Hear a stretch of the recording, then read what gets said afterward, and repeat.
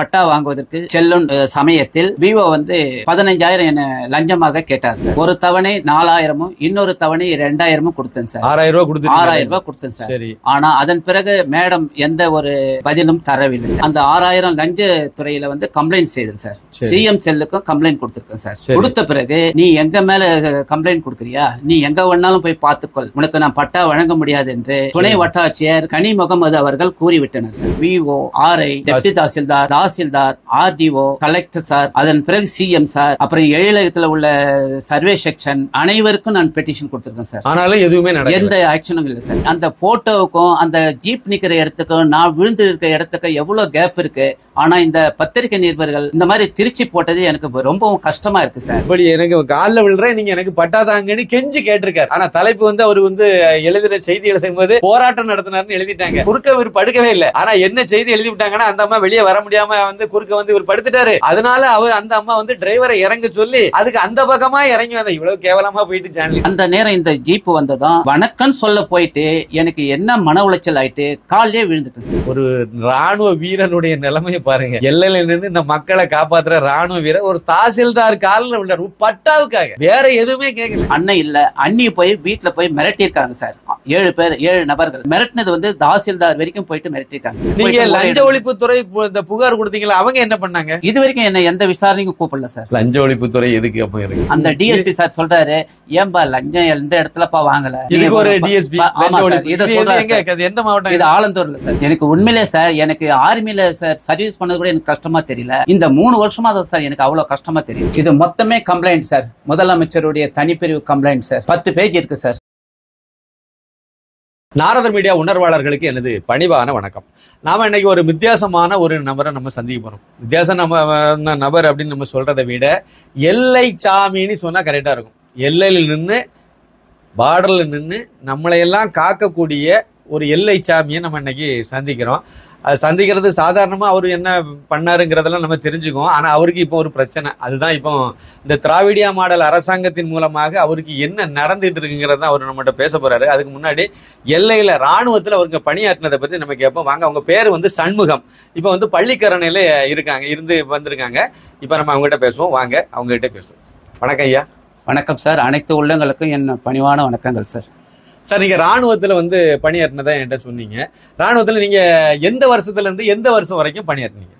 1183 to 31/12/2003 வரைக்கும் நான் ராணுவத்துல இருந்தேன் சார். எந்த பகுதிகள் எல்லாம் வேலை பார்த்தீங்க சார் ராணுவத்துல? சார், முதலில் என்னுடைய ட்ரைனிங் வந்து பெங்களூர் எம்இஜன் சென்டர் சார். சரி. அதன் பிறகு வந்து Sikkim posting sir. First posting. Second posting Rajasthan sir. Third posting Jammu and Kashmir sir. காஷ்மீர்ல நீங்க எவ்வளவு வருஷம் பணியாற்றி? டோட்டல் என்னுடைய Kashmir service 9 years sir. 9 years, 9 ஆண்டு. சரி, அப்புறம் வந்து நீங்க வந்து இந்த முக்கியமான ஒரு போர்ல நீங்க கலந்துகிட்டதா என்கிட்ட சொல்லி? ஆமா சார். கார்கில் நேரத்தில் நான் வந்து ஃபர்ஸ்ட் RR தீவிரவாதி படையில நான் பணியாற்றி இருந்தேன் சார். தீவிரவாதிகளை எதிர்கொள்ளக்கூடிய அந்த முதல் இதுல அந்த அனுபவத்தை பத்தி கொஞ்சம் சொல்லுங்களேன். அந்த நேரத்தில் என்னுடைய மகன் அப்பதான் சார் பிறந்தான். சரி. அதை கூட நான் பார்க்க முடியாம போர்ல ஈடுபட்டு லீவு கூட நான் கேட்கல சார். சரி. இது எனக்கு ரொம்ப சந்தோஷம் கூட. என் மகன் வந்து கார்கள் நினைவா பிறந்தான். அப்பொழுது என் மகன் ராணுவத்தில் அனுப்பக்கூடிய நபர்களை தயார் செய்து கொண்டு இந்துஸ்தான் காலேஜில் NCC மாஸ்டராக இருக்காப்ல சார். சரி. இது எனக்கு ஒரு பெருமை சார். பெரிய சந்தோஷம். அப்பாவும் வந்து ராணுவ வீரர்? ஆமா சார். நீங்க ராணுவத்துல வந்து எந்த நிலை வரைக்கும் வந்தீங்க? அவில்தார் வரைக்கும் வந்தேன் சார். அவில்தார் வரைக்கும் நீங்க பணியாற்றினீங்க. அதுக்கு பிறகு நீங்க ஓய்வு பெற்று இங்க எக்ஸர்விஸ்மென் கார்பரேஷன் லிமிடெட்ல ஒர்க் பண்ணியிருந்தேன் சார். லாஸ்டா வந்து எல்காட்ல இருந்தேன் சார். எல்காட்ல வேலை பார்த்து இப்போ அங்கிருந்து ரிட்டையர் ஆயிட்டேன். இப்போ ரிட்டையர்ட் ஆயிருங்க. சரி, இப்போ நம்ம வந்து முக்கியமா உங்களுடைய பிரச்சனைக்கு வருவோம். உங்களுக்கு வந்து பட்டா வழங்கல அப்படிங்கறத ஒரு காரணமா என்ன சொன்னீங்க? எதனால? அதை பத்தி கொஞ்சம் விரிவா சொல்லுங்களேன் சார். இது நார்மலா நான் BO ஆபீஸரை முதல்ல சந்திக்கும் போது VO பானுமதி என்ற மேடம் இருந்தாங்க சார். அது முன்னாடி ஒரு இடைமறிதல். இந்த இடம் வந்து எங்க இருக்கு? திருவண்ணாமலை மாவட்டம் செய்யாறு தாலுக்கா கீழ்குளத்தூர் கிராமத்துக்கு உட்பட்ட சர்வே நம்பர்ல நான் பட்டா வாங்குறதுக்கு போறேன். பிப்ரவரி 2022 என் குடும்ப உறுப்பினர்கள் எனக்கு ரிஜிஸ்ட்ரேஷன் செய்து உள்ளனர். அதாவது உங்க குடும்பத்துல உள்ளவங்க உங்க பேர்ல அந்த இடத்த வந்து பத்திரப்பதிவு பண்ணி அந்த இடத்துக்கு இப்போ வந்து பட்டா வாங்கணும். பட்டா வாங்குவதற்கு சொல்லுங்க செல்லும் சமயத்தில் விவோ வந்து 15,000 என்ன லஞ்சமாக கேட்டார் சார். சரி, ரைட்டு. ஒரு தவணை 4,000 இன்னொரு தவணை 2,000 கொடுத்தேன் சார். 6,000 ரூபாய் கொடுத்து 6,000 ரூபாய் கொடுத்தேன் சார். சரி. ஆனா அதன் பிறகு மேடம் எந்த ஒரு எனக்கு ஒரு பதிலும் தரவில்லை சார். அது வில்லேஜ் ஆபீசர் பேரு பானுமதி சார். பானுமதி, அந்த வில்லேஜ் ஆபீசர் பானுமதி மேடம் எந்த ஒரு ரெஸ்பான்சிபிலிட்டியும் கொடுக்கவில்லை சார். கேட்டா இதை வாங்கிட்டு வா அதை வாங்கிட்டு வான்னு வடிவேல் காமெடியாக ஈசி வாங்கிட்டு வா, சிட்டா வாங்கிட்டு வா, பட்டா வாங்கிட்டு வா அப்படின்னு சொல்லிட்டு என்னை மன உளைச்சல் ஆக்கினாங்க சார். சரி. அதன் பிறகு நான் அந்த 6,000 லஞ்ச துறையில வந்து கம்ப்ளைண்ட் செய்தேன் சார். சிஎம் செல்லுக்கும் கம்ப்ளைண்ட் கொடுத்துருக்கேன் சார். கொடுத்த பிறகு நீ எங்க மேல கம்ப்ளைண்ட் கொடுக்குறியா, நீ எங்க வேணாலும் போய் பார்த்துக்கொள், உனக்கு நான் பட்டா வழங்க முடியாது என்று ஆணித்தரமாக துணை வட்டாட்சியர் கனி முகமது அவர்கள் கூறிவிட்டனர் சார். ஓ, இந்த பிரச்சனை இந்த வில்லேஜ் ஆபீசர் பட்டா தரலங்கிற விஷயத்தை எடுத்துட்டு நீங்க நேரே துணை வட்டாட்சியர்கிட்ட போனீங்க. அவங்க வந்து இது தரவே முடியாதுன்னு சொல்லிட்டாங்க. நீ எங்க தாசில்தார் மேல கம்ப்ளைண்ட் கொடுக்குறியா, நீங்க வில்லேஜ் ஆபீசர் மேல தானே கம்ப்ளைண்ட் கொடுத்தீங்க. அவரு துணை போறான்னு சொல்லிட்டு கொடுத்தது. துணை வில்லேஜ் ஆபீசர் லஞ்சம் வாங்கினதுக்கு துணை போகின்றார் அப்படி சொல்லி நீங்க வந்து முதலமைச்சருக்கு எழுதின மனுல நீங்க வந்து குறிப்பிட்டீங்க. அதனால அவங்க வந்து எங்க தாசில்தார் மேல கம்ப்ளைண்ட் கொடுக்கறியான்னு கேட்டார் சார். சரி. தாசில்தார் என்ன கலெக்டர் மேலயும் நான் கம்ப்ளைண்ட் கொடுப்பேன்னு சொன்னேன் சார். சரி. இதுல ஏதாவது தவறு இருக்கா சார்? இல்ல, இவரு தவறு தானே. கண்டிப்பா, நிச்சயமா. சரி, இதுக்கு அடுத்து என்ன நடந்துச்சு? தாசில்தாரை பார்த்து இது சம்பந்தமா பேச இது விஷயமா நாம ஸ்டெப் பை ஸ்டெப்பையா விஓ, ஆர்ஐ, அடுத்தது deputy tahsildar, RDO, collector sir, அதன் பிறகு சிஎம் சார், அப்புறம் எழிலகத்தில் உள்ள சர்வே செக்ஷன், மற்ற ஆணையர் அனைவருக்கும் நான் பெட்டிஷன் கொடுத்துருக்கேன் சார். ஆனாலும் எதுவுமே நடக்கல, எந்த ஆக்ஷனும் இல்லை சார். இந்த 2022 நவம்பர் மாசத்துல நீங்க தாசில்தார் ஜீப்ல இருந்து இறங்கும் போது அவங்க காலில் விழுந்து கூட நீங்க கும்பிட்டு கேட்டதாக ஒரு பத்திரிகையில எல்லாம் செய்து வந்திருந்தேன். ஆமா சார். அதை எந்த அளவுக்கு திருச்சி அந்த போட்டோவுக்கும் அந்த ஜீப் நிக்கிற இடத்துக்கும் நான் விழுந்து இருக்க இடத்துக்கும் எவ்வளவு கேப் இருக்கு. ஆனா இந்த பத்திரிகை நிருபர்கள் இந்த மாதிரி திருச்சி போட்டது எனக்கு ரொம்பவும் கஷ்டமா இருக்கு சார். ஒரு உண்மையை வெளிச்சத்தை கொண்டு வாங்கினா இத பொய்யா திருச்சி பேசுறது எனக்கு ரொம்ப மன உளைச்சல். அதாவது பத்திரிகையாளர் கூட ஒரு நிருபர் கூட ஒரு பெரிய பிரபலமான பத்திரிகையினுடைய நிருபர் கூட இந்த மாதிரி மாத்தி எழுதியிருக்காரு. அந்த போட்டோவை நானும் பார்த்தேன். இப்ப ஐயா காணிக்கிறதா அந்த புகைப்படம். அதுல வந்து அவர் கீழே சாஷ்டாங்கமா விழுந்து இப்படி எனக்கு காலில் விழுறேன், நீங்க எனக்கு பட்டாதாங்கன்னு கெஞ்சி கேட்டிருக்காரு. ஆனா தலைப்பு வந்து அவர் வந்து எழுதுற செய்தி எழுதும் போது போராட்டம் நடத்தினார்னு எழுதிட்டாங்க. அந்த ஜீப்புக்கு பக்கத்துல அவங்க கீழே இறங்கி வர்றதுக்கு வழி இருக்கு. அவங்க இறங்கி கீழே வந்து பின்பக்கம் வந்து நிக்கிறாங்க. அந்த அம்மா லாஸ்ட்ல நிக்கிறாங்க, ஒரு ஓரமா நிக்கிறாங்க அந்த தாசில்தார் பெண்மணி. அவங்க அங்க வந்த பிறகு போலீஸ்காரங்க எல்லாம் போய் இவங்க வந்து எழும்ப சொல்றாங்க. ஆனா செய்தியில என்ன எழுதி விட்டாங்கன்னா, இவர் வந்து ஜீப்புக்கு வந்து அந்த அம்மா வெளியே வர முடியாத அளவுக்கு ஜீப்ல வந்து வாசல்ல நின்னாதான் ரெண்டு ஸ்டெப் முன்னாடி வண்டி எடுக்க சொல்லலாம், இல்ல 2 ஸ்டெப் பின்னாடி எடுக்க சொல்லலாம். குறுக்க இவர் படுக்கவே இல்லை. ஆனா என்ன செய்தி எழுதி விட்டாங்கன்னா, அந்த அம்மா வெளியே வர முடியாம வந்து குறுக்க வந்து இவர் படுத்துட்டாரு. அதனால அந்த அம்மா வந்து டிரைவரை இறங்க சொல்லி அதுக்கு அந்த பக்கமா இறங்கி வந்த. இவ்வளவு கேவலமா போயிட்டு ஜேர்னலிஸ்ட் நம்மளும் வேலை பார்த்தோம். சரி, அந்த மாதிரி இந்த செய்தியை நான் படிச்சேன். அதுல இருக்கு, அந்த இதுல ஃபுல்லா நான் படிச்சு பார்த்துட்டு தான் நான் உங்ககிட்ட அதை பத்தி நான் சொல்றேன். ஐயா காணிக்கிற அந்த செய்தி தான். அந்த மாதிரி செய்தியும் தப்பா எழுதி அந்த அளவுக்கு தாசில்தார் வந்து அந்த இன்ஃபுளுன்ஸ் பண்ணிருக்காங்கிறத நம்ம இந்த இடத்துல புரிஞ்சுக்கலாம். ஏன்னா அவங்க ஓரமா நிக்கிறாங்க, போராட்டமே பண்ணல, கீழே விழுந்து கேட்டிருக்காரு. அது அவரே சொல்லுவார், ஐயாவே சொல்லுவார். நீங்க என்ன நடந்தீங்க? போராட்டம் நடத்துனீங்களா? செய்தியில அப்படித்தான் எழுதி வச்சிருக்காங்க. நான் திருவண்ணாமலை கலெக்டர் ஆபீஸுக்கு மண்டே பெட்டிஷனுக்காக போயிருந்தேன் சார். மனுநீதி. சரி. அந்த நேரம் இந்த ஜீப் வந்ததும் வணக்கம் சொல்ல போயிட்டு எனக்கு என்ன மன உளைச்சல் ஆயிட்டு காலையே விழுந்துட்டேன் சார். அவ்வளவுதான். போராட்டமும் கிடையாது, போராட்டம் கிடையாது. எனக்கு எப்படியாவது பண்ணி கொடுங்கன்னு சொல்லிட்டு காலில் விழுந்துட்டாங்க. அவங்க கீழே இறங்கின பிறகு இறங்கி ஒரு 2-3 ஸ்டெப் முன்னாடி வராங்க சார். முன்னாடி வராங்க, அவங்க காலில் விழுந்தீங்க. ஆமா சார், அவங்க கரெக்டா காலில் விழுந்துட்டு சார். ஒரு ராணுவ வீரனுடைய நிலைமையை பாருங்க. எல்லையில நின்று இந்த மக்களை காப்பாத்துற ராணுவ வீரர் ஒரு தாசில்தார் காலில் விழுந்தார் பட்டாவுக்காக. வேற எதுவுமே கேட்கல. நீங்க வந்து புறம்போக்கு இடத்த எனக்கு மேல பட்டா போடுங்கன்னு கேட்கல. அவருடைய இடம், அவருக்கு உரிமையான இடம், அவருக்கு பேர்ல பத்திரப்பதிவு செய்து கொடுத்துட்டாங்க குடும்ப உறுப்பினர். இதுக்கு பட்டா மாறுதல் வேணும், அதை கொடுக்கணும். அதுக்கு இந்த நடக்க வைக்கிறாங்கன்னா இத மாதிரி ஒரு கேவலமான அரசாங்கம் இனிமே இருக்குமான்னு தெரியல. இந்த மாதிரி கேவலமான அதிகாரிகள் இனிமே இவங்களுக்கு இந்த மாதிரி தான் அதிகாரிகள் இருக்காங்கன்னா நம்ம என்ன சொல்றதுன்னு தெரியல. நீங்க சொல்லுங்க. தமிழ்நாட்டில் விஓ ஆபீஸில் இருந்து சிஎம் ஆபீஸ் வரைக்கும் நான் மனு கொடுத்து மன உளைச்சல் தான் ஆயிருக்கேன். இது விஷயமா ஆளுநர் மாளிகையிலும் மனு கொடுக்க போனா என்ன உள்ள அனுப்பல. அவங்க ஆளுநர் மாளிகையில ஆளுநருக்கும் நம்ம ரிஜிஸ்ட்ரேஷனும் பண்ணியிருக்கேன் சார் இது விஷயமா. புகார் பண்ணிட்டீங்க? புகார் பண்ணி சார், எந்த முடிவும் எனக்கு ரிப்ளை வரல சார், இது வரைக்கும் பதில் வரல. ஆமா சார். இது விஷயமா மனித உரிமை ஆணையத்திலும் நான் கொடுத்திருக்கேன் சார். சரி. மனித உரிமை ஆணையத்துல போய் கேட்கும் போது இவனுக்கு தான் ஆல்ரெடி பட்டா வந்துடுச்சு இல்ல, மறுபடியும் எதுக்கு தகராறு பண்ண? பட்டா தான் வரலையே, பட்டா வந்து நீங்க ஏன் கேட்கல? ஒரு பட்டா வந்து ஒரு நம்பருக்கு வந்து 5 முறை போர்ஜரி பண்ணி கொடுக்குறாங்க சார் பட்டா. முதல்ல வந்து என்னுடைய அண்ணன் பேர்ல இருந்த சொத்து சார் அது. சரி. அத வந்து அண்ணன் இறந்துடவே அவங்களுடைய வாரிசார் கையெழுத்து போடுறாங்க, உங்களுக்கு பேருக்கு கையெழுத்து போடுறாங்க. சரி. ஆனா அதுல மறுபடியும் பட்டா கொடுக்கும்போது அதுல 3 பேர் இருக்காங்க, 2 பேர் அவுட் பண்ணிட்டு மறுபடியும் அவங்க பேர்லயே பட்டா கொடுக்குறாங்க சார்.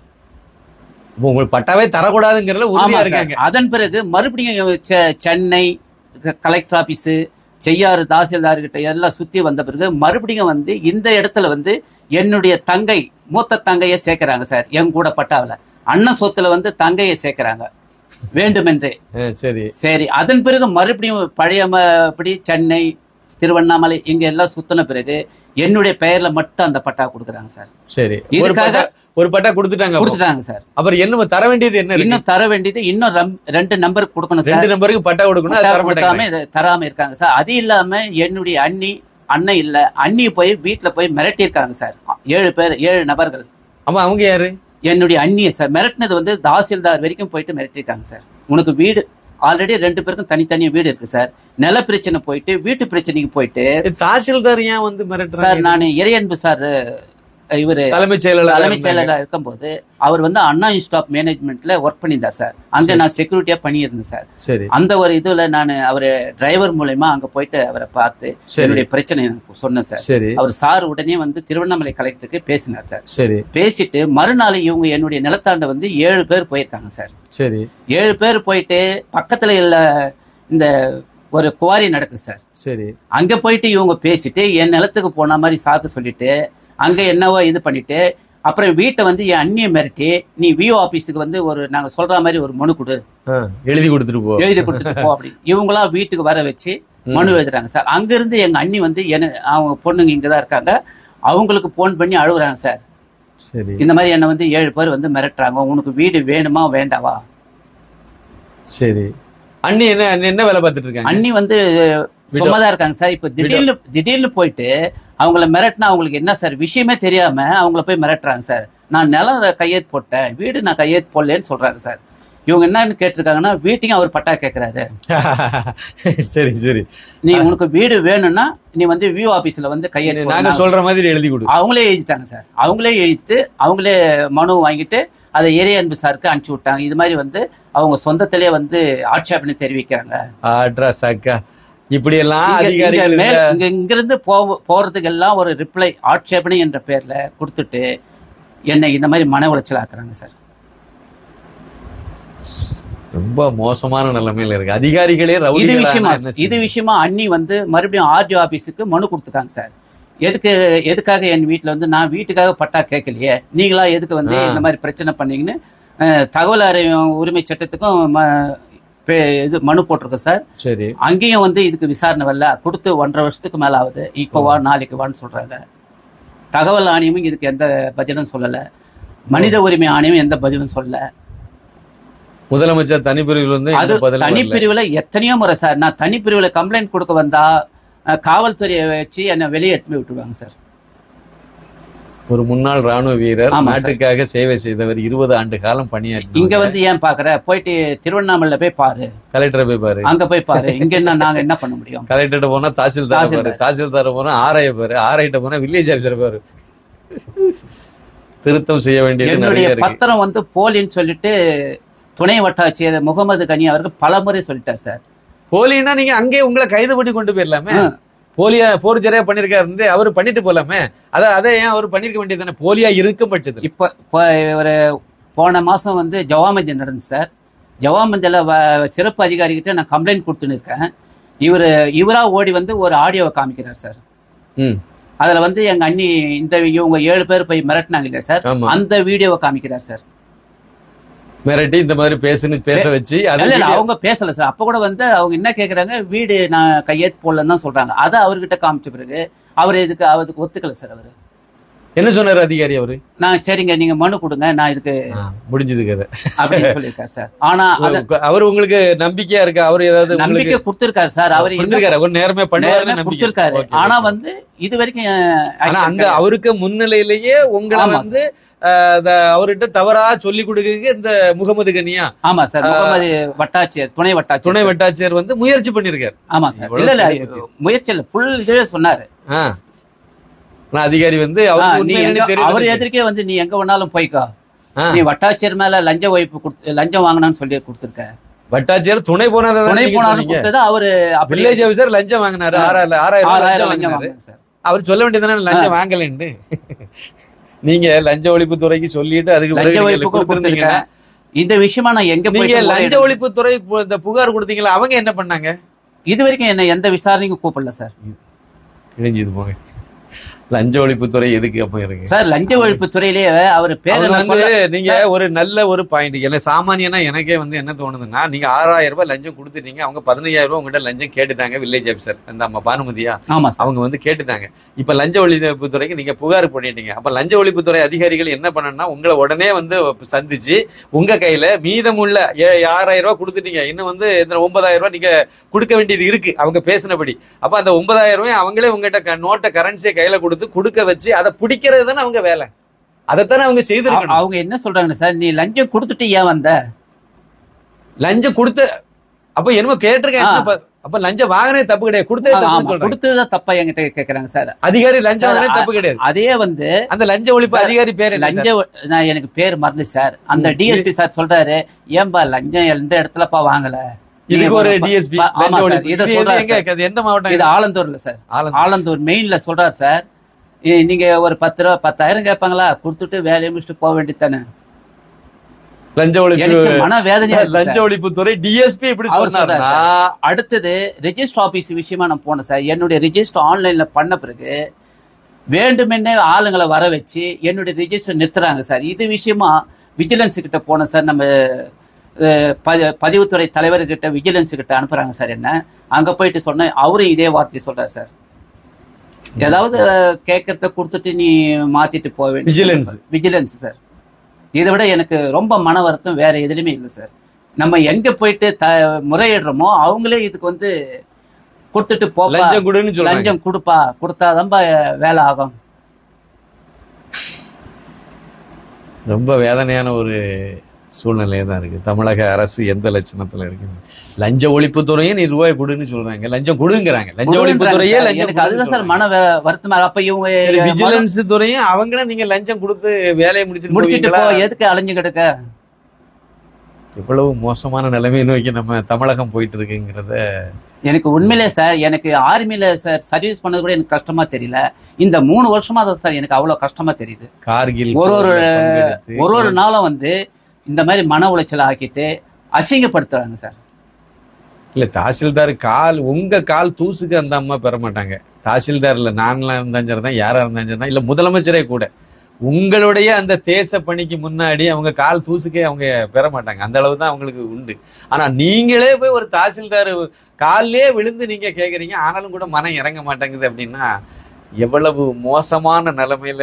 ஒரு சர்வே நம்பருக்கும் நான் எவ்வளவு மன உளைச்சல் ஆகி என்ன 3 வருஷமா ரொம்ப மன உளைச்சல் ஆக்கியிருக்காங்க. அதாவது இந்த திராவிடியா மாடல் அரசாங்கம் என்னைக்கு வந்துச்சோ அதுல இருந்து உங்களுக்கு மன உளைச்சல். இதுக்கு முன்ன இருந்த அரசாங்கம் ஓரளவுக்கு ஏதாவது ஒரு நம்பராவது கொடுத்து 4 தடவை 5 தடவை போனா கூட ஒரு நம்பருக்கு பட்டா வாங்கியிருந்தாங்க சார். சரி, இந்த உண்மையிலே இவர் ஸ்டாலின் சார் ஆட்சி வந்த பிறகு ஆபீஸாவே இல்ல சார். எங்க போனாலும் நீ எங்க போனாலும் போய் பாத்துக்க, எந்த கோர்ட்ல போய் பாரு, ஒன்னும் பண்ண முடியாது. எங்களை எல்லாம் ரவுடிகளாவே, எல்லாமே ரவுடி தான் சார். அதிகாரிகள் எல்லாம் ரவுடிகளானா என்ன செய்ய முடியும்? இப்படி பேச முடியும்? பேசுறாங்களே, பேசக்கூடிய தைரியம் வருது அவங்களுக்கு சார். சரி, அங்கதான் செய்யாரு தாலுகா ஆபீஸ் தான் இது மாதிரி சொல்றாங்க. சிஎம் ஆபீஸுக்கு வந்தா மனு கொடுக்குற இடத்துல இருந்து என்ன அப்புறப்படுத்துறாங்க சார். மனு கொடுக்காதுங்கன்னு சொல்றாங்க. கொடுக்குற இடத்துல இதெல்லாம் நீ அங்க போய் பாத்துக்க. இங்க வந்து எதுக்கு தனிப்பிரிவுன்னு ஒண்ணு வச்சிருக்காங்க? தனிப்பிரிவுல என்ன வந்துட்டு ரொம்ப இது பண்றாங்க சார். தனிப்பிரிவு தனிப்பிரிவுக்கு மனு கொடுக்க கூடாது, முதலமைச்சருக்கும் நேரடியா மனு கொடுக்க கூடாது. அப்ப எதுக்கு கவர்மெண்ட் என்னதான் பண்ணோம், எங்கதான் போறது? அப்ப பிரச்சனை கொண்டுட்டு எங்கதான் போறது? ரொம்ப வேதனையான ஒரு விஷயம். ஒரு ராணுவத்துல வேலை பார்த்து 20 வருஷமா வேலை பார்த்து சார், நான் இந்த விஷயம் வந்து எனக்கு மட்டும் நான் கேட்கல சார். என்ன போன்ற ஒரு அப்பாவிகள் ஜனங்க வந்து ரொம்பவும் கொடுமைக்கு ஆளாயிருக்காங்க. தமிழகம் முழுக்க இப்ப தமிழகம். ஆமா சார், நான் எந்த ஆபீஸ்ல போனாலும் அங்க பார்த்தாச்சுன்னா இதே பிரச்சனை தான் சார் நடக்கும். நிறைய பேர் இதுமே எனக்கு அதை பார்த்துட்டு நம்மளே மேலுன்ட்டு நான் அப்படியே வந்துடுவேன் சார். அவங்களுக்கு எதனா ஒரு நம்ம முடிஞ்ச ஹெல்ப் பண்ணிட்டு நான் வந்துடுவேன் சார். எத்தனை பேர் ஒரு மனு எழுத கொடுக்க தெரியாம கூட பாவம் அலையறாங்க சார். அலைய வைக்கிறாங்க சார்.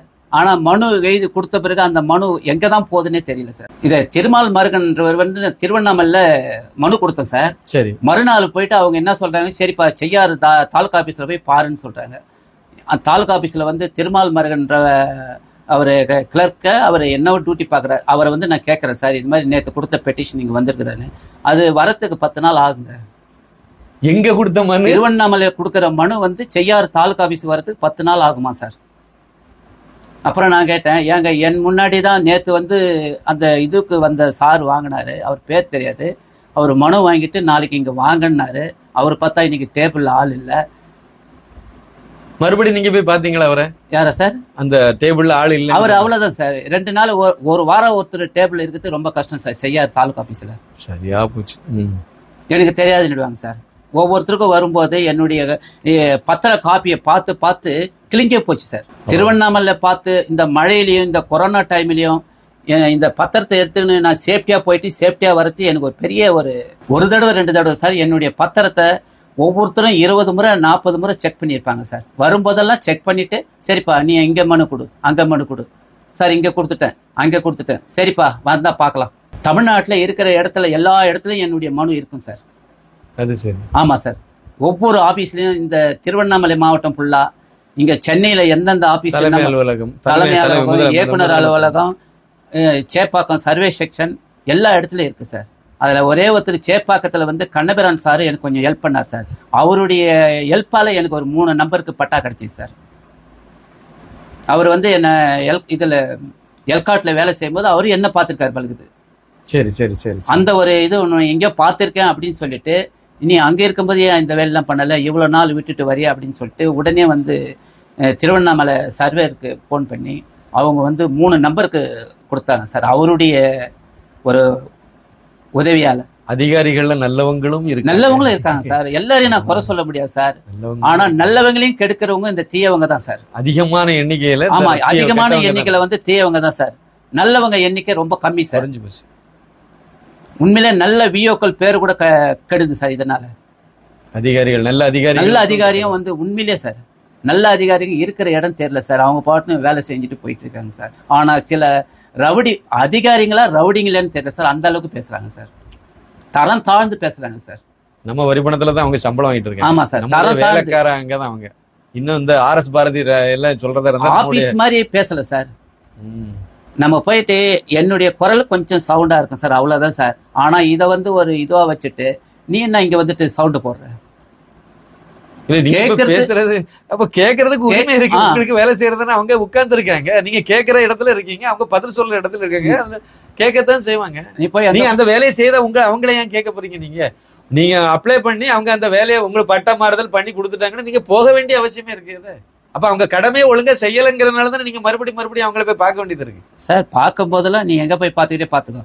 இதையே சொல்றேன், கீழ்மட்டத்துல வில்லேஜ் ஆபீஸ்ல இருந்து கலெக்டர் ஆபீஸ் வரைக்கும், முதலமைச்சர் வரைக்கும் சார். இந்த ஒரு சர்வே நம்பர் 162 3B எப்பொழுது சப் டிவிஷன் ஆச்சுன்னு கேட்டா ஒரு விஓ சொல்ல மாட்டார் சார். என்கிட்ட எந்த ரெக்கார்டும் கிடையாதுன்றாரு ருத்ரப்பா. அப்ப நான் யாரை போய் கேட்கணும்னு கேட்டா அது எனக்கு தெரியாது. இவங்க எல்லாம் படிச்சு பரிச்சை எழுதி இந்த போன தடவை ஜவாமந்தி நடக்குது சார். ஜவாமந்தி வந்து வில்லேஜ்ல வந்து அலௌன்ஸ் பண்ணோம், ஏதாவது ஒரு போர்ட்லயாவது எழுதி போடுவாங்க சார். ஆனா இவங்க சைலண்டா சஸ்பென்ஸா முடிக்கிறாங்க சார். யாரும் வரக்கூடாது, மனு கொடுக்க கூடாது அப்படின்ற ஒரு ஜமாபந்தி. ஆமா சார், ஜவாமந்தி சார். மக்கள் குறை தீர்ப்பே வந்து ரகசியமா முடிக்கிறாங்க சார். மக்கள் குறை தீர்ப்புனாலே ரகசியமா முடிக்கிறாங்க சார். தெரியக்கூடாது, மக்கள் மனு கொடுக்க கூடாது. ஆமா சார், பிரச்சனை எடுத்துட்டு வரக்கூடாது. அப்ப நல்ல அரசாங்கம். நான் இதை வந்து அங்கங்க போன் பண்ணி கேட்டுட்டு நான் போறேன் சார். அந்த அம்மா சிப்பந்தி அம்மா சொல்றாங்க, என்னம்மா மேடம் இந்த மாதிரி கொஞ்சம் அலௌன்ஸ் பண்ணக்கூடாதா? நான் வெளியில இருக்கேன், நான் உங்களுக்கு எத்தனையோ தடவை போன் பண்றேனே, அப்போது சொல்லக்கூடாதுன்னு கேட்கறேன். நான் உங்களுக்கு போன் பண்ணலான்னு இருந்தேன்னா அதுக்குள்ள நான் போனை மறந்து வச்சுட்டு போயிட்டேன். நல்ல பதில். மகளிர் உரிமை தொகைன்னு சொல்லிட்டு என்னுடைய ஒரு அனாதையா இருக்கிற ஒரு உயிருக்கு 1000 ரூபாய் நிறுத்திருக்காங்க சார், விடோ பென்ஷன். யாருக்கு? என்னுடைய அம்மாவுடைய தங்கச்சி சார், அவங்க சந்திரா அம்மாவுடைய தங்கச்சி சார். தங்கச்சி என்னுடைய கோபத்துல அவங்களுடைய விடோ பென்ஷன் நிறுத்துறாங்க சார். விடோ பென்ஷன் நிப்பாட்டிட்டாங்க சார். மகளிர் உரிமை தொகைக்கு நான் எழுதியே போடல சார். சரி. ஆனா இந்த வேலை நடக்குது சார். வந்த பென்ஷனை கூட நிறுத்துறாங்க சார். அதாவது முதியோர், அது என்ன, விதவை பென்ஷன். விதவை பென்ஷன். ஆமா சார், விதவை பென்ஷனையும் உங்க சொந்தக்காரங்கிற ஒரே காரணம். ஆமா சார், என்னுடைய சொந்தம்ன்றதுனா அவங்களுக்கு எந்த ஒரு ப்ராப்பர்ட்டியும் கிடையாது சார், எந்த குழந்தை குட்டி கிடையாது, என்னுடைய அரவணைப்பில் தான் இருக்காங்க. இந்த ஒரு விஷயத்தை வச்சு அவங்களுடைய விடோ பென்ஷன் நிறுத்திட்டாங்க சார். இது விஷயமா திருமால் மரங்கிட்ட போய் கேட்கறேன் சார். இது வந்து சிஎம் ஆர்டர். சிஎம்ஏ அப்ப வந்து உங்களுக்கு உத்தரவு போட்டு உங்க சொந்தக்காரங்களுக்கு வந்து உதவித்தொகை கொடுக்க வேண்டாம் சிஎம் ஆர்டர் அப்படின்னா என்னங்க சிஎம் ஆர்டர் அப்படின்னு கேட்டதுக்கு அவங்க வந்து அந்த ஊர்ல இல்ல இந்த ஊர்ல இருக்காங்கன்னு சொன்னாங்க. சரிங்க, அப்ப அட்ரஸ், ஆதார் கார்டு அட்ரஸ் மாத்தட்டுமான்னு கேட்டேன். மாத்தியும் கொடுத்துட்டேன் சார். மாத்தியும் கொடுத்த பிறகு இது 7வது மாசமே கொடுத்துட்டேன் சார். ஆனா இவரு இந்த ஜனவரியில வந்து சொல்றாரு நீ வந்து லேட்டா கொடுத்த. அதாவது அவங்க கொடுக்க கூடாதுங்கிறது முடிவு. அப்ப இதுல வந்து பின்புலமா தாசில்தார் யாரு எல்லாமே இருக்காங்க சார். தாசில்தார்ல இருந்து சார், துணை தாசில்தார், விஓ எல்லாருமே வந்து உங்க நிப்பாட்டினதே அவங்க தானே. ஆமா சார், அவங்க கூட்டு களவாணிகள் எல்லாம் சேர்ந்து உங்களை நிப்பாட்டி விட்டுட்டு பழையபடி நீங்க அப்ளை பண்ணும்போது உப்பு சப்பு இல்லாத காரணத்தை அப்ளை பண்ண முடியல சார், பிளாக் பண்ணி வச்சிட்டாங்க. இப்ப அப்ளையே பண்ண முடியாது சார். இப்போ ஒரு அந்த செக்ஷன்ல வந்து ஒரு நல்லவர் வந்திருக்காரு, அவரே வந்து இ சேவை மையத்தில் வந்து அவரே வந்து சொல்றாரு சார் அப்ளை பண்ண சொல்லி, அப்ளை ஆக மாட்டேது சார். நல்லவங்களும் செயல்பட முடியாது. நல்லவர் எவ்வளவு ட்ரை பண்றாரு சார், ஆனா முடியல. அந்த அளவுக்கு பிளாக் பண்ணி வச்சிருக்காங்க சார். இப்ப அதுல போயிட்டு நம்ம அந்த பிளாக் லிஸ்ட்ல நம்ம எப்படி சார் எடுக்க முடியும்? சரி, இதை ரிலீஸ் பிளாக் வந்து ரிலீஸ் பண்ணி பண்ண வேண்டியது அந்த இது யாரு கையில இருக்கு? தாசில்தார் கையிலையா? இது திருவண்ணாமலை கேட்டாச்சுன்னா இது சென்னையில தான் பண்ணணுன்றாங்க சார். அது வேற. இதெல்லாம் நம்ம எப்படி சார் சொல்ல முடியும்? எங்க பிளாக் பண்ண முடியும்? மிகப்பெரிய நிர்வாக சீர்கேடு, மிகப்பெரிய நிர்வாக சீர்கேடுன்னு சொல்லலாம். ஆட்சியே நடக்கலைங்க, காட்டாட்சி தான் நடக்குன்னு நான் சொல்லுவேன். என்ன அதிகாரி, ஒரு கலெக்டர் யாராவது ஒருத்தங்களாவது நேர்மையா இருக்கலாம்ல சார். வில்லேஜ் ஆபீசர் தப்பு நான் கொடுக்கிற சிஎம் பெட்டிஷன் ஒரு விஓ வரைக்கும் கூட அதை ஏத்துக்கூடிய நிலைமை இல்லை சார். அது சரி, அவரே வந்து ரிஜெக்ட் பண்றார் சார்.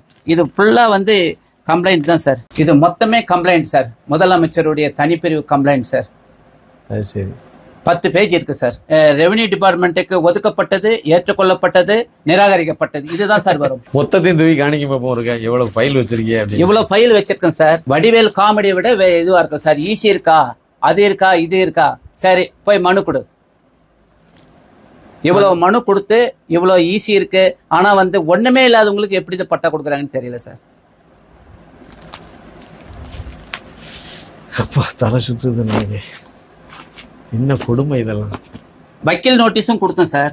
இது விஷயமா இந்த 2 நம்பருக்கு வக்கீல் நோட்டீஸும் கொடுத்தேன். அந்த வக்கீல் நோட்டீஸுக்கு எந்த ரிப்ளையும் வந்து தாலுகா ஆபீஸ்ல இருந்து கிடைக்கல சார். இப்ப சார் உங்களை விட இப்போ வந்து கீழே உள்ள, நம்மளை விட ரொம்ப கீழே உள்ளவங்களுக்கு எல்லாம் நிலைமை எப்படி இருக்கும்? ரொம்ப கஷ்டம் சார், ரொம்ப ரொம்ப கஷ்டம் சார். நான் என்னுடைய ஹேண்ட் ரைட்டிங் மூலியமா தான் நான் எழுதுவேன். நீங்களே ஆனா இப்படி ஒவ்வொரு மனு எழுதும்போது ஒவ்வொருத்தருக்கு பயமே வரும், இந்த மனு ஏத்துக்குவாங்களா ஏத்துக்க மாட்டாங்கன்னு.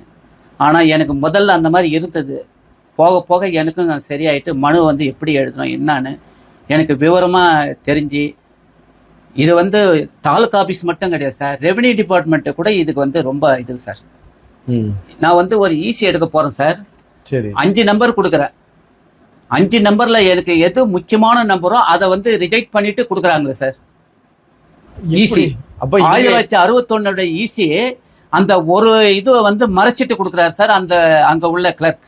அப்படின்னா அந்த கிளர்க்கு எல்லாம் இப்ப ஸ்டாண்டிங் இன்ஸ்ட்ரக்ஷன் கொடுத்து வச்சிருக்காங்க சார். எல்லாமே இந்த விஷயம் வந்து அங்கங்க விஓ லெவல்லே எல்லாமே போயிடுது, எல்லாமே கொடுத்து எந்த டிபார்ட்மெண்ட் நீங்க போனா எங்க போறேன்னு கிளியரா இது பண்ணிட்டு அவங்க இந்த இடத்துல. அப்புறம் அதன் பிறகு சார் அந்த நம்பருக்கு வரைக்கும் தனியே போட்டேன் ஈஸி. சரி, தனியே போட்ட பிறகு அப்புறம் என்ட்ரி போடுறாரு, அப்புறம் போடுறாங்க. தெளிவா வேலை செய்யறாங்களே.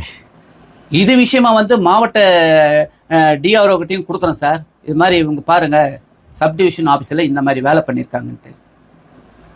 எந்த ஒரு இதுவும் கிடையாது சார். அது எந்த பிரச்சனைக்குன்னு போறோமோ அதையே மறைக்கிறாங்க சார். அது சரி. அந்த பத்திர நிருபர்ல இருந்துட்டு இதுக்கு உடந்த சார். பத்திரம் எழுதுவர் இருக்கா இல்லையா சார், ஏஜென்ட் மாதிரி, அவங்கள இருந்து இது வந்து கூட்டு களவாணி சார். இல்ல அவங்களே நினைச்சுவாங்க, அவங்களுக்கு இன்சூரன்ஸ் கொடுத்திருப்பாங்க. இந்த நம்பர் வந்து ஆல்ரெடி நான் 1961 பத்திர பிரகாரம் நான் எழுதுறேன் சார்.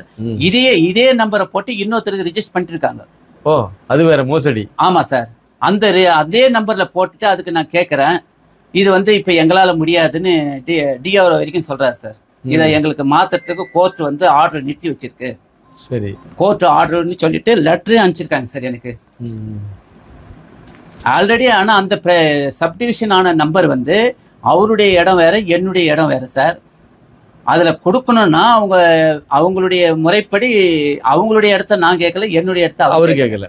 ஆனா இவங்களா அதை வந்து ஒரு கூட்டு பண்ணி குழப்பி வந்து எப்பம்பிலே வந்து ஸ்கெட்ச் இருக்கு சார். இது தனி இடம் கோடு போட்டிருக்கு. ஆனா இது ஒண்ணுதான் சொல்லிட்டு இவங்க வேணுக்குனே சார் உங்களை வந்து அலைய வைக்கிறதுக்கு கூட்டு பட்டாவில் இருக்குன்றாங்க சார். இப்போ கூட்டா இருக்கிற பட்டா நபர் வந்து தனியை பிரிச்சுன்னு போயிட்டாருன்னா அந்த தனி நபருக்கு கொடுத்த 6 பேரும் இதுலயே நம்ம பட்டாவில் வைக்கிறாங்க. ஆனா அவருக்கு தனி பட்டா கொடுக்குறாங்க சார். இப்ப அவரு வித்தவரு வாங்கினவரு அவர் தனிப்பட்டா வாங்கிட்ட பிறகு என்னுடைய இதுல வித்தவருடைய நேமே வச்சிருக்காங்க சார். கேட்கறதுக்கு கூட்டல் இருக்கு. கேட்டா இப்படி ஒரு காரணம் இதுக்கு வந்து ஒரு போலீஸ் சர்வீஸ்ல இருக்க போலீஸ் இட்டுன்னு வந்துட்டு என்ன போலீஸ் ஸ்டேஷன்ல மிரட்டுறாங்க சார். பட்டா கேட்க போனா காவல்துறை மட்டும் அவங்களும் ஆமா, காவல்துறைக்குள்ள காவல்துறையே வந்து என்ன மிரட்டுது சார். ஏன் பட்டா நீ எப்படி பட்டா கேட்கற, யாருடைய சொத்து, நீ எங்க இருந்து வந்தவன், எங்க இருந்து வந்தவன் கேட்கறாப்ல சார். காஷ்மீர்ல இருந்து வந்தவன், கார்கில் போர்ல இருந்து வந்தவன், இப்படி சொல்றது. போலீஸ் ஸ்டேஷன்லயே வந்து எங்க இருந்து வந்தவன், உனக்கு என்னடா இங்க சொத்து, நான் கரையை வாங்கின சொத்தை கேட்கறேன் சார். யாருடைய பூர்வீக சொத்தை நான் கேட்கல, கரையை வாங்கின சொத்தை நான் கேட்கறதுக்கு நீ எங்க இருந்து வந்தவன் கேட்கறாப்ல சார். புள்ள போலீஸ்னு என்ற காரணத்தால போலீஸ் இட்டுன்னு வந்துட்டு போலீஸ் ஸ்டேஷனுக்குள்ளேயே வந்து போலீஸ் வந்து கட்ட பஞ்சாயத்து பண்றாங்க. கட்ட பஞ்சாயத்து என்ன கொடுமையா இருக்கு. அந்த போலீஸ் மேல நான் கம்ப்ளைண்ட் கொடுக்க போறேன் சார். பெரும் போராட்டமா இருக்கு. மக்களை கூட ஈஸியா காப்பாத்திட்டீங்க எல்லையில இருந்து. ஆனா உரிமையை உங்களால வாங்க முடியல. வேதனையான விஷயம். கேட்டா நீ இது கேட்டாச்சுன்னா சார், நீ இவ்வளவு நாள் எங்க போயிருந்த, அது அவங்க கேட்க வேண்டிய அவசியம். இவ்வளவு நாள் எங்க போயிருந்த இல்ல, யாரு எப்ப பட்டம் மாறணும், யாரு எப்ப ரெஜிஸ்ட்ரேஷன் பண்ணணுங்கிறத அவங்க முடிவு பண்ண முடியாது. நம்ம நல்ல நாளை பார்த்து பண்ணுவோம். இல்லைன்னா எந்த தாத்தா காலத்துல பண்ண வேண்டியதை பேரங்காலத்துல பண்ணுவோம். அது நம்ம தானே, நம்ம குடும்பத்துல நம்ம யார் வேணாலும் எப்ப வேணாலும் முடிவு பண்ணிட்டு போகலாம். சட்டத்துல போய் வைங்க, இவ்வளவு பத்திரப்பதிவு பண்ணி இவ்வளவு நாளையில பண்ணணும், இல்லைன்னா இதுல இருந்து இப்படி பண்ணணும், சட்டத்துக்கு உட்பட்டு தானே நீங்க பண்றீங்க. அதை வந்து இவங்க ஆல்ரெடி அண்ணன் பேர்ல பட்டா இருக்கு சார். அந்த பட்டா 2006 அவர் 2001 இருக்கிறாரு. 2006 பட்டா இருக்கு சார். அதன் பிறகு வந்தாச்சுன்னா பட்டா கேன்சல் சார். அவங்களுக்கு பேர்ல இருந்த பட்டாவும் கேன்சல். அதன் பிறகு எல்லாத்தையும் நான் போயிட்டு எடுத்து ஈஸி எடுத்து வெள்ளங்க எடுத்து இப்படியே எனக்கு வந்து 3 வருஷம். எந்த கொம்பனாலும் குறை சொல்ல முடியாத ஆட்சி. அப்படிதான் வந்து மு.க. ஸ்டாலின் சொல்லிட்டு இருக்காரு முதலமைச்சர் சார். அவர் சொல்றது இன்னும் கரெக்ட் தான் சார். ஆனா கீழ் மட்டத்துல வந்து கண்ட்ரோல் இல்ல சார். சார் நீங்க முதலமைச்சர் தனிப்பிரிவுக்கு கொடுத்த மனுவுக்கே பதில் அதுதான் சார். அங்கேயே முடிஞ்சு போச்சு. பேச்சில தான் நடக்குது கண்டி.